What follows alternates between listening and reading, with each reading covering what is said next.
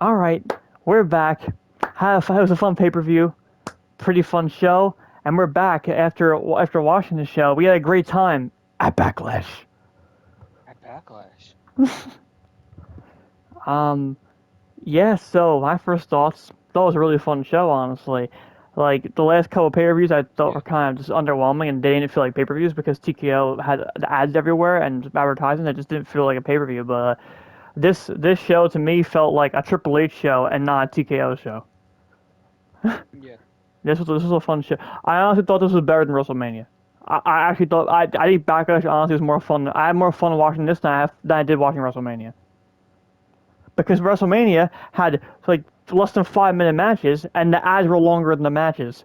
This show, I feel like it was barely any ads and all the matches were pretty long. It was the opposite for this show. I thought the matches felt super long and I didn't feel like there was any ads really, like barely. So I actually enjoyed the show more. I had more fun watching this show than WrestleMania. Yeah. That's just my thoughts. I don't know what you thought. I don't know what you want to say about it. No. All right, cool. So, without further ado, let's get into the first match. And here we go, the first match. So, first match in the main show. There was no matches on the kickoff show, so it didn't matter. So the main show started. The first match was Seth Rollins versus Bron Breakker, and Paul Heyman was at ringside. So, quick brief recap here for those who don't know if they didn't show a video. Basically, Seth Rollins made this faction last year as a heel called the Vision, and Bron Breakker was like the first member in it, and then basically Bron and the rest of the group betrayed Seth and basically injured him. Storyline, but like it was also a real injury, and he needed time off. So long story short, Seth came back from injury and basically attacked Bron and won revenge, and now they're feuding. That's pretty much how we got here. My thoughts on the match, what a banger, what a great opener to start the show. Like for the first match of the show, it was really fun. And I think the right winner was chosen. Bron Breakker did get the win. Well, in the middle of the match, Logan Paul in theory tried to interfere, Seth attacked him away, and then Bron won in the end. I actually thought we were gonna get maybe Bronson Reed return from injury. I thought Bronson Reed was gonna cost Seth the match. After Logan in theory got chased off, I thought Bronson was gonna come out next and cost Seth the match. But I guess Bronson Reed, he's not clear yet. But if he was clear, I thought we were gonna get Bronson Reed. I thought we were gonna get his return from injury. But I think the right winner chose him. I think they'll have a rematch and Seth will win another match down the line because I don't think this is over. I think it's gonna be one of those multi-match feuds. I think it might go to SummerSlam maybe. I don't know.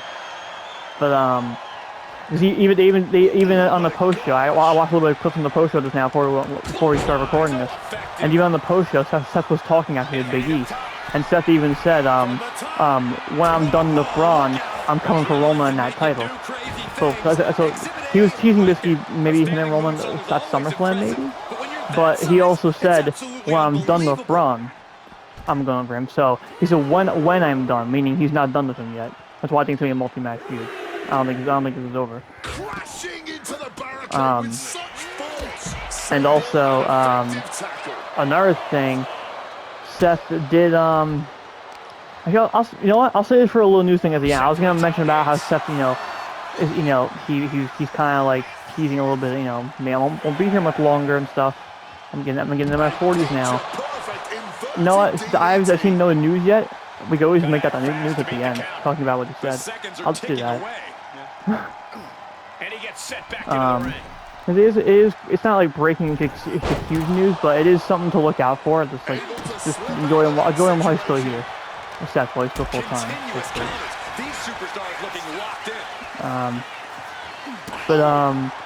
Yeah, Bron won the match.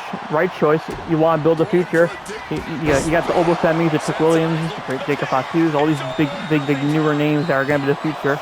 Bron Breakker, the way they've been pushing him, he's also one of those guys, so him getting him the win was the right choice.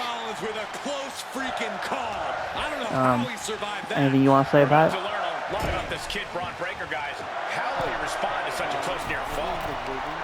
He counters with a great reversal. I wouldn't mind that. It'd be something fresh for me. Uh-oh. Look at the power. And Rollins getting battered there. Clearly been holding strong throughout this They've done match, a lot. but you can only hold strong for so long. Yeah. Of course, Roman, that's his. Setting them up in the corner. Something big brewing. Conquer this whole. He's going down. Yeah. Seth is down for the count. Get a hands on them. They can go after the forward. It's over. That's Bron true. Breakker Yeah. gets it And done. Vision versus MFTs. Yeah. No doubt it was a good one. Here's another So look. they're trying to take over SmackDown, which is just like Roman. Pretty much. But honestly, for like first view, it would be good. Then eventually you see Division versus Roman and Here is your winner. They could even do Vision versus MFTs in War Games. That could be fun. Seth Rollins pegged Bron Breakker as the future of this business. But I think Breakker just Or proved that, to yeah. Rollins that the future is now. I'll say Breakker fun. toppling a surefire future Like, Hall of Famer like Rollins is no joke. And Right. Rollins made this monster. He really did.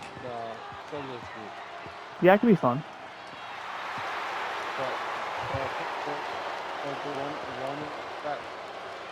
Those definitely be more better individual matches.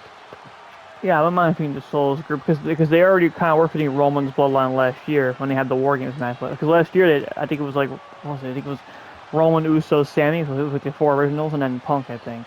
And then they versed the Vision. And the Vision actually won the match, which once again another good choice right there. The younger group of people won the match over the veterans. But yeah, I wouldn't mind that. What was I gonna say? I enjoy Solo and his group, like NFTs. Like I like them, but I'm sorry that they're basically just a wish version of the Bloodline. I still enjoy them. I love Solo and the group. Like I'm a fan of those guys, but they are kind of just a Teemu version of the Bloodline. So like you said, they're doing the same thing Roman was doing, trying to take over the show. They're the Walmart Bloodline, but they're still good though. Yeah. Hey, you never know. Powerhouse Hodge might join the group. Oh yeah, true. I still don't want it, but originally I didn't think he was going to join. I think he's gonna feud them, but like now that half the group's gone, maybe they're gonna do it now just to fill in those gaps. Well, no, I don't mean for them. I mean for the Division. Ooh, Royce Keys in the Division. I think he could honestly fit in that group. I think that could actually work. I wouldn't mind that. I think he would fit. Man, imagine him, Bron Breakker, Bronson Reed, a 6-man tag. Those 3 huge guys on one team. That would be insane. They'll dominate. Oh yeah. And Paul Heyman might try and get his hooks into him. Yeah. Paul's basically doing what he's been doing his whole career. When he sees the next big star, he stabs his current person in the back to join the new star.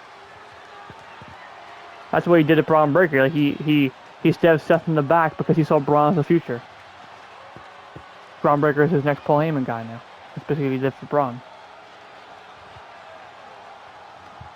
Alright, let's move on to the next match. Yeah, that's all I'm talking about. Like I said, good choice, good winner, and really fun match. I enjoyed this opening.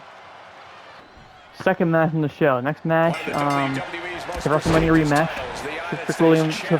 I want to get a little recap. They didn't show a video for this match either. Trick debuted in the main roster in January around the Rumble time, and he's been feuding with Sami time since he got called up. So this is a long time coming. Basically, Sami won the United States title right before WrestleMania and defended it against Trick at Mania, and Trick won the match. So basically, this was just him giving Sami a rematch for the belt, like his rematch. And they kind of did a double turn in this match. Trick actually became the face and Sami became the heel, pretty much officially. So they did a double turn. Lil Yachty's been Trick's manager. He was actually a gingerbread man, but like last night on SmackDown, whoever saw it, the gingerbread man was Lil Yachty. So the gingerbread man is like now like a dead gimmick. It's just Lil Yachty now. He was at ringside for Trick because they've been a fun little pairing together. And thankfully they made the right decision and Trick retained the title. He won. Well, there was earlier in the match. Lil Yachty still had he still had his gingerbread man candy cane. It was basically a candy cane kendo stick, and he behind the ref's back, he attacked Sami because Sami attacked him first, and then Yachty Yachty didn't do a heel thing. Like he only was getting payback. Like yes, he attacked Sami at the cane behind the ref's back, but like I didn't see it as a heel thing. I saw it more just like he was getting payback because Sami used it first.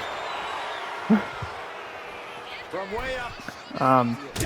Really, once again, it's like Seth and Bron. Really fun. I had nothing much negative to say about this show. I thought every match was really fun. The same as Seth and Bron. This match was really fun. I enjoyed it. Good stuff. And the right winner as well. And do you want to say about it? Yeah. All right, what you gotta say about it then? Placed him in the corner here. All right. This was also Trick's first defense. So first defense was on pay-per-view, and it was a success. It's a good start to the reign. Good start to the title reign. So for this tag match, for those wondering, I tried downloading Danhausen just now in the Community Creations, but he's not in there yet. But Danhausen was, so I haven't downloaded. So that's why I picked his partner. I hit random, and it gave me Gunther. So this is not the actual match that happened. Too early for that. The actual match was Danhausen and mystery partner versus Kit Wilson and The Miz. So Danhausen came out, and the mystery partner was a Mini-Hausen, as they were calling on commentary. They were calling him. It was basically a little person who was dressed like Danhausen and had the same face paint, and they were calling him Mini-Hausen. To recap this feud, basically for the last couple of months, Danhausen's been casting curses and stuff on The Miz because The Miz has been. I think Kit Wilson been doing like this whole tag team thing, and they've been basically trying to bully Danhausen basically. And that's how that's all it really was. How this is set up. Like it's been a fun story. It's basically been the comedy story of the show. There's not much to say there. That's the current story. So they're selling it in this match. I thought this was gonna be terrible because it reminded me of, if anyone remembers, WrestleMania 34 in 2018, my first Mania. That was my first year I was watching. If anyone remembers, at that Mania, the tag team champions, The Bar, Sheamus and Cesaro, were defending against Braun Strowman and their mystery partner. Braun came out with a 12-year-old kid named Nicholas, and they won the tag titles. That was Vince McMahon making a terrible decision. That was not funny. That was just stupid. This reminded me of that, but this was more funny and not bad because, well, number one, Danhausen's funny, makes everything good. that should be bad. He makes it entertaining. And number two, unlike Nicholas, Mini-Hausen can actually wrestle. So that's why this was a lot better. This was actually way better than I thought. It was actually a really fun tag match. This was pretty fun. Was it like a banger like the first two matches were? No, it was more of the comedy spot, but it was still a really good match. I enjoyed this. Anything you want to say about it? All right. Okay, here we go. Next match: Io Sky versus Asuka. This will be a third person here. I wonder where she is. The breakdown for this story was basically Asuka and Kairi Sane, who's now released. They were a tag team for a while. Io used to be a tag team with them when they were down control, the old fashioned that Billy used to run. They were all in the group together. And Io basically left Asuka and Kairi and turned babyface basically while Asuka and Kairi were heels, and then the last couple months, Kairi was kind of like wanting to join with Io again, but Asuka's kind of been verbally abusing her, being like, "No, you're with me." And Io was trying to free Kairi. Then Kairi got released. Everyone got pissed off because she was like the main point of this story. So now it just means nothing. But this match was really good. And for those who don't know, I'm not a very big Asuka fan. I'm a big Io fan, not Asuka. But I'll give her her flowers. This was a really good match. Once again, another banger on the show. And Io won. I think the feud's over because of what happened at the end of the match, which we'll get to. Toward the middle of the match, actually, for the first time, Big E said it on the post-show, for the first time, someone actually countered the poison mist that Asuka spits at people, her opponents, to blind them. Every single time, as long as I can remember, every time she's used that mist, when she used it, it always gets in the person's eye. It always blinds them. Like she never misses it. She always gets someone with it. I think this is the first time I've ever seen it get countered. Io basically was ready for it. She held like some kind of like padding from like the ring up and basically blocked her face with it. she basically used it as a shield and shielded her face from the mist. That was pretty cool. And toward the end of the match, Io just got the win. It was a really fun match. And then, but then this is interesting. After the match, Asuka basically either broke character or turned babyface. One or the other, or both. Probably both. And she basically hugged Io and celebrated. I was thinking, this is fake. It's a ruse. She's gonna attack her. She's gonna something's gonna happen. She's gonna poison mist her and actually hit it this time. That's what I thought it was gonna be. But no, she just was crying. And they hugged and they celebrated, and then Asuka left. But then she was waving goodbye to the fans. As soon as I saw that, I was like, "Is she done?" And she was waving goodbye and blowing kisses to the fans. And you and your brother told me earlier, and my brother also told me, I didn't know this. There's been rumors going around that Asuka's leaving the company. After this happened, honestly, now I'm starting to believe that that's true. That's the way she was saying goodbye to everyone. If this was her last match in the company, what a way to go out. So she might be done. I mean, I don't know if she's retiring. I think she's in like her early 40s, so maybe she's done. If not, maybe she's going to wrestle somewhere else. Maybe she's going to follow wherever Kyrie goes and it'll be a tag team again. I don't know. But she seems to be done, at least for now. That felt like a goodbye to me. It felt very similar to Brock Lesnar at Mania. With Obafemi, I meant. Wrong person.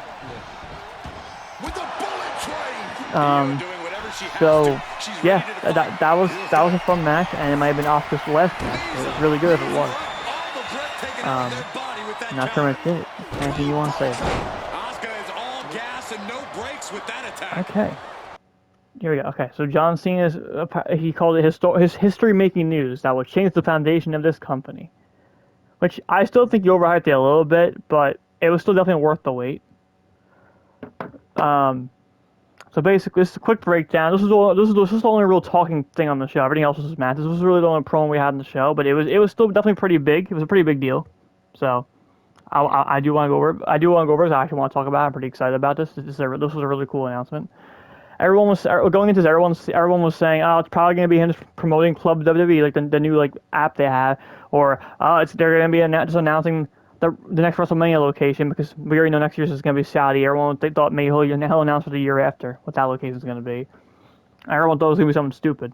It was just going to be glazing the company, but no, it was something completely unexpected and no one guessed, no one predicted. It was actually a really cool announcement. Yeah. I don't remember exactly everything he said about this announcement, so I actually just Googled it. I'm gonna read a little breakdown of it. So basically, John gets on the mic, and says, "This is so cool." He's basically saying he's happy to be here and stuff. And then he says he couldn't be more happy with how the show has gone so far because we all made it something bigger. He wants his opponent to earn the spot, and he wants his fellow superstars to give NXT talents a chance to show what they got. We saw on his final show, his retirement show last December, we got Sol Ruka, Javon Evans, Obafemi, like the future. This is what he's saying. And he says he hopes Oba's listening to those chants that their fans are giving him because this is because 4 months after he debuts and he beats Brock Lesnar. That's crazy. So then he says, here's my announcement. He says, "I'm honored tonight to announce to you the John Cena Classic, an entire evening of the best of today competing with the best of tomorrow." And he says it's gonna be a brand new event, I guess pay-per-view. It's gonna be a brand new event, and it's also gonna have a brand new championship. And he says not just any championship, it's a championship he's putting his name on. And he's always said the most important player in WWE is the WWE universe because your voices will be louder than ever since us the fans. This is the big part. Us, the fans, get to vote on who gets to be the champion of this new championship.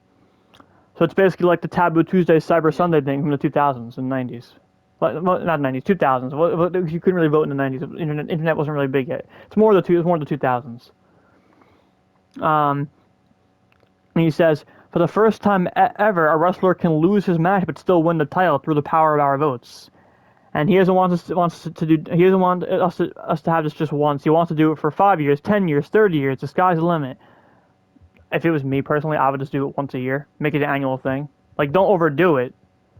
I think once a year is perfect. Like WrestleMania, just do it once a year. Make it an annual tradition. I'm fine with that. Then he says he further wants to take a moment to thank stars like Oba who made this happen, and he keeps mentioning Oba. So my prediction, I think Oba Femi's winning the championship because he keeps mentioning Oba.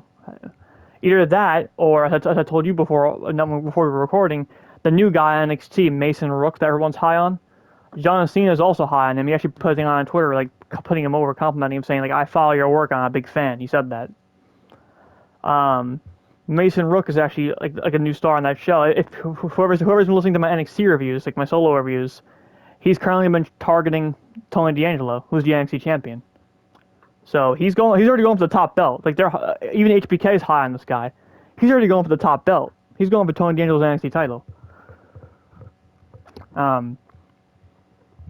So that was pretty much the announcement. The reason why I was excited to talk about it is because I'm just excited for this. Like this just sounds like a really cool. It's a fresh idea. It's something fresh. That's why I'm excited for it.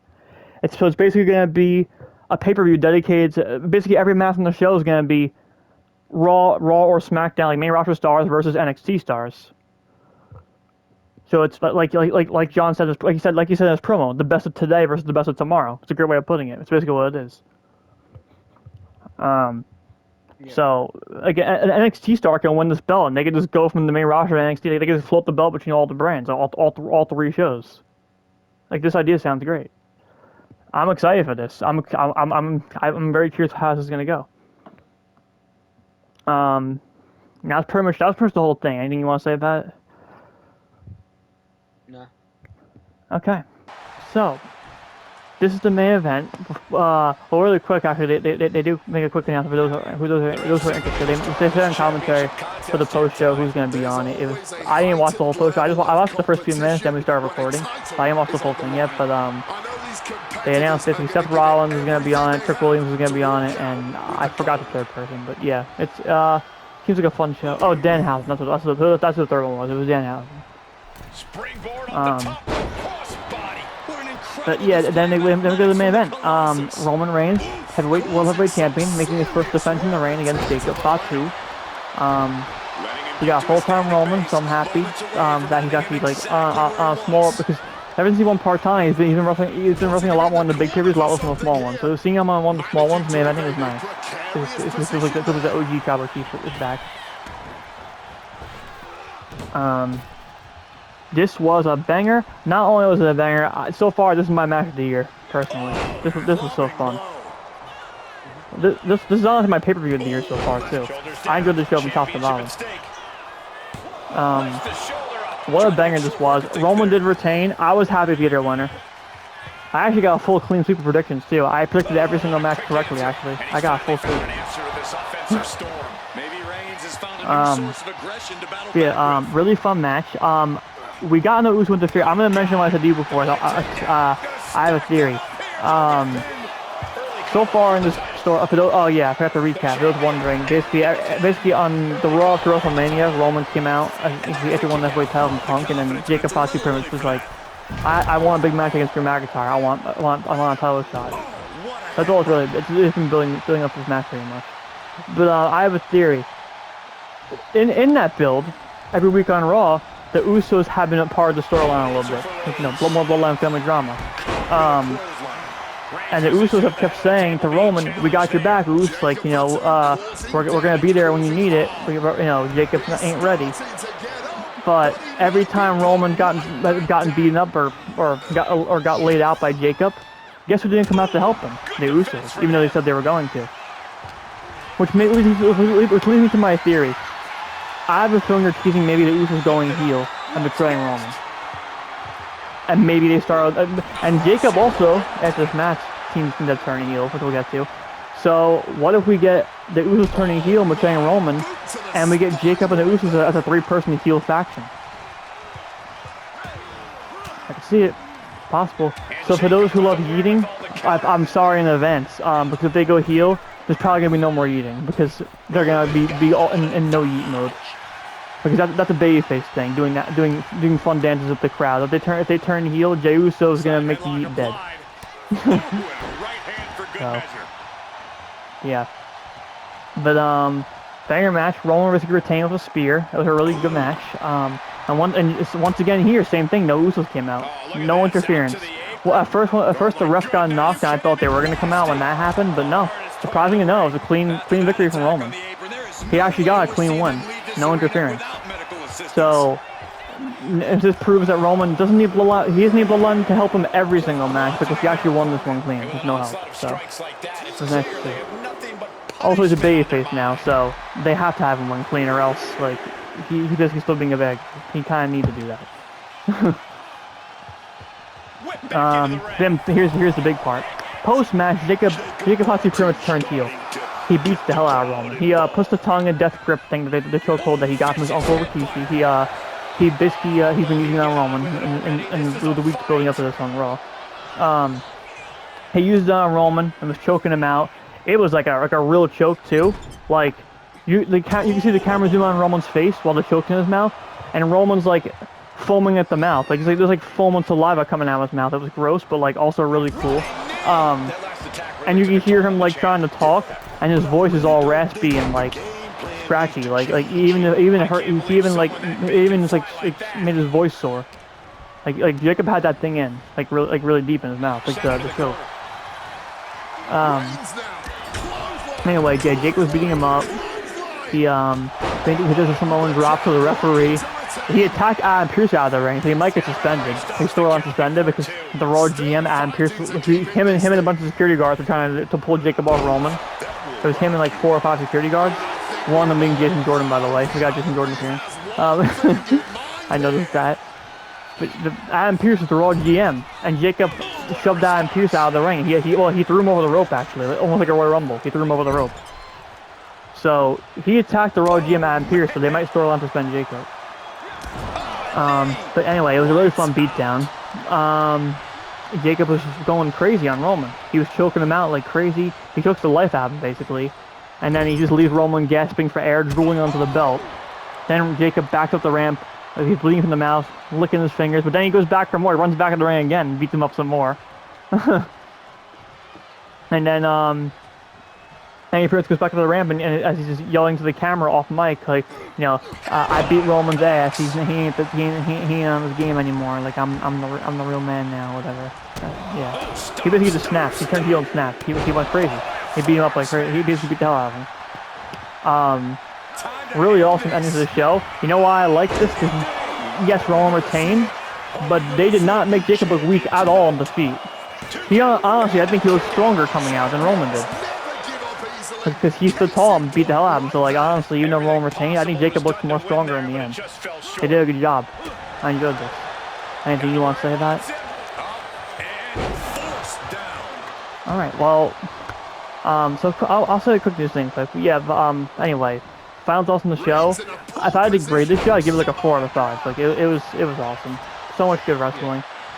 It was better than Mania. It was. Because WrestleMania just felt like the whole show felt like an advertisement for TKO. This felt like I was actually watching a pay-per-view. Like I said before, Mania felt like a TKO run show. This felt like it was just Triple H running the show alone. And it was the crazy part. It was a small pay-per-view. Like it wasn't even one of the big ones, and it was great. Loved it. But that's pretty much it for the show. For the quick news. Recently in an interview, Seth Rollins recently said, when he gets into his 40s, he wants to start slowing down and wrestling a little bit. And his birthday's actually at the end of this month, and you know what he's turning? 40. So we're getting there. We're getting close. I have a feeling this is gonna be his last full-time contract. His current contract, I think this is gonna be his last one full-time. I think once his contract ends, I don't think he's gonna retire just yet. But I think he might do the Roman schedule and become a little more part-time after his contract's up. Honestly, what's left for him to do anyway? He's done everything. Won the Rumble, won Money in the Bank. He's won every title. He's a Grand Slam champion. He's won every title. He's done everything at this point. I think he's gonna win. I think he's gonna have one more world title reign, and then go part-time. That's what I think he's gonna do. That's just me guessing. There's no rumors or theories online. That's just me guessing. I think he's gonna have, since he vacated the heavyweight title with the Bron Breakker. Like he never lost it last year, so I think he might have one more world title reign, and then after that he's gonna go part-time. Also, it's also just he's got a bad knee. He had that knee injury like over 10 years ago. It was that Triple H WrestleMania match, the Triple H match. That's where it happened. And ever since then, every injury he's gotten since then, almost every time it's been because of that knee. So he just has bad knee problems. It sucks. I feel bad for him. So he might start slowing down soon. I think he just knows that like he's still got it. Like the fans are saying in the post show, but he was talking about it in the post show too, and the fans are saying he still got it. Which he does. He had a banger up Bron tonight. He does still got it. But he's not what he used to be because he's getting to that age now where he's gonna start his body's gonna start slowing down on him a little bit. I think he knows that. That's why he wants to stop in his 40s because I have a feeling he wants to slow down now while he's still good. You know what I mean? Yeah. Like it's kind of like AJ Styles did. AJ said like he wanted to retire now while he was still good because he didn't want to retire like with the fans saying, oh, he sucks in the ring now, he's too old, he needs to go. He wanted to retire while he was still beloved. I think Seth Rollins thinking the same way. He doesn't want to retire with the fans going like, oh good, he was sucked in the ring, I'm glad he stopped, like Bill Goldberg. Sorry. Goldberg he didn't know when to quit. He retired when everyone was saying he's not good in the ring anymore. I think AJ and Seth don't want that. I think Seth's thinking the same way of like, I want to start slowing down now while I still got it, so that I can retire with them remembering how great I was, not how bad I was in the end. I think that's what he's thinking. So that's really the only news I got. There wasn't really much news because like all the news was just this show. Because everyone's talking about this right now, so all the news for tonight is basically this pay-per-view, which we already covered, so there's nothing else to really talk about. That's the only news I can think of. So, yeah. So basically, long story short, enjoy Seth while he's here, because we don't know how much longer we're going to have him. Full time, at least. So, I love him. He's one of my favorites of all time. I've always been a fan, no matter what gimmick he's been facing. I've always been a fan, so just enjoy him while we have him full time still. Because we don't know how much longer it's gonna be. Enjoy him while we have him. Because he's one of those things where like you don't know what you have until it's gone. I think he's one of those talents. And that's really it. Anything you want to say before we end it? All right. So thanks for watching, guys. So tomorrow's Sunday, so we'll be back the next day, Monday night for Raw. We'll be back this Monday for Raw. That's the schedule for the next episode. Until then, see y'all in the next one. Until then, yeah. Hope you subscribe and stay tuned. Yep. Adios. Bye.